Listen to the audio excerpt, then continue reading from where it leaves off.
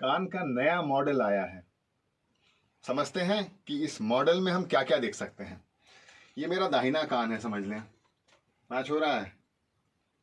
External ear का ये पिना और ये पिना, यूं अगर देखा जाए तो ये इतने हिस्से में मेरा पूरा कान का अंदरूनी ढांचा बना हुआ है।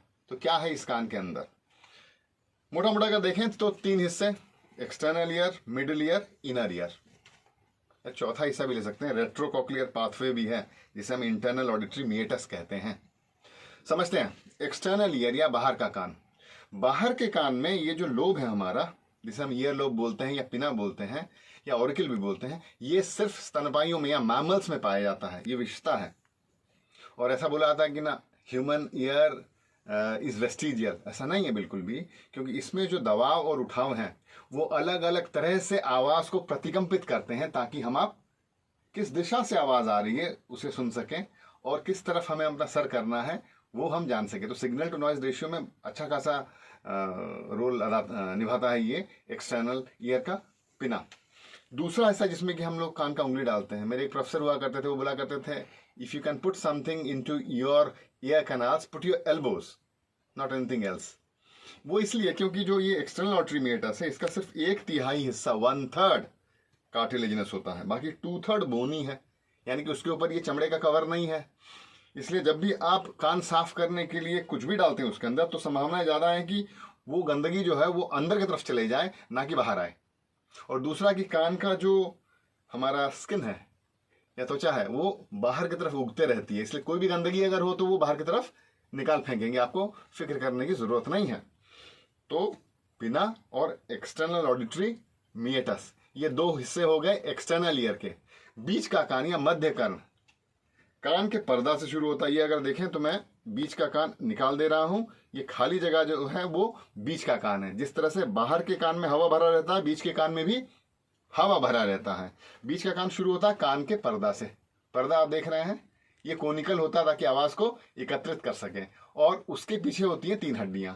तो अगर आप ये 3 हड्डियां समझने की कोशिश करें तो ये 3 हड्डियां आप देख सकते हैं। यहाँ कान के पर्दा से जुड़ा होता है मैलियस, एम से मैलियस, उसके पीछे होता है हैमर या इनकस, और सबसे छोटा हड्डी जिसे हम स्टेप्स बोलते हैं, तो मेलियस, इनकस, स्टेप्स या MIS, ये तीनों मिलकर एक लीवर का काम करते हैं, ताकि बाहर से आने वाली आवाजों को बड़ा कर देते हैं और एक ऊंची आवाज अंदर के कान तक पहुंचती है।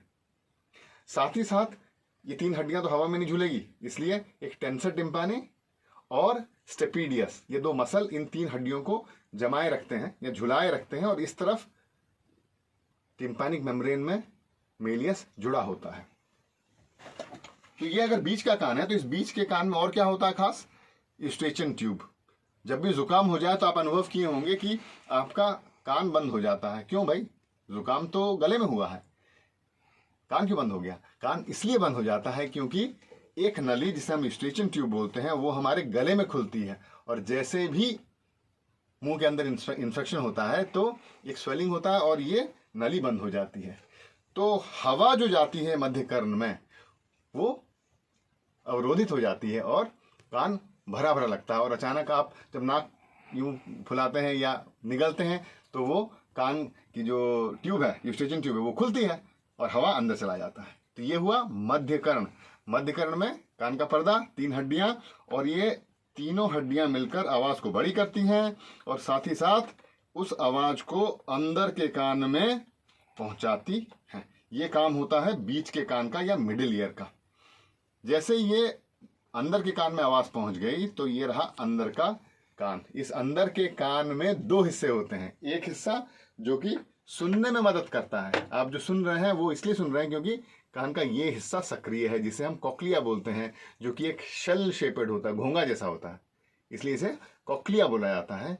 और दूसरा, अगर आप नियंत्रित अपने आप को रख पाते हैं, खड़े हो पाते हैं, या बच्चा खड़ा होना सीखता है, साइकिल चलाना सीखता है, वो इसलिए क्योंकि वो अपने आप को संतुलित करता है। वो इसलिए करता है क्योंकि ये वेस्टिबुलर सिस्टम जो कि बच्चे को संतुलित करने में या उसका संतुलन बनाए रखने में मदद करता है। इसके 2 हिस्से होते हैं, सेमी सर्कुलर कैनाल, यूट्रिकल सैक्यूल।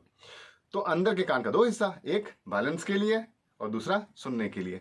और जो पीला रंग का हिस्सा आप देख रहे हैं जिसे हम ऑडिटरी नर्व बोलते हैं या 8th क्रेनियल नर्व बोलते हैं, इस नस के माध्यम से जानकारी मस्तिष्क तक नहीं, उसके आगे तक पहुंचती है ना। तो ये हिस्से दिखाए गए हैं इस कान के मॉडल में। तो अगर हम समझे तो क्या क्या समझे हमने? कान के 4 हिस्से दिखाए गए हैं। एक बहिर्कर्ण, पिना और एक्सटर्नल मेटस। दूसरा मध्य कर्ण, मिडिल ईयर, कान के पर्दे से शुरू होता है, मेलियस इनकस स्टेपिस। 2 मसल्स हो गए, एक स्ट्रेचिंग ट्यूब हो गया। और इनर ईयर जिसके 2 हिस्से हुए, ऑडिटरी सिस्टम और वेस्टिबुलर सिस्टम। और रेट्रोकॉक्लियर पाथवे या इंटरनल ऑडिटरी मेटस इसको बुलाया जाता है। ये एक्सटर्नल ऑडिटरी मेटस, इसके सीध में इंटरनल ऑडिटरी मेटस जिसके अंदर ऑडिटरी नर्व जाता है, और इस एरिया को रेट्रोकॉक्लियर पाथवे भी कहा जाता है। तो 4 चीजें आपने देखी इस मॉडल में, external ear, middle ear, inner ear और रेट्रोकॉक्लियर पाथवे। Thank you.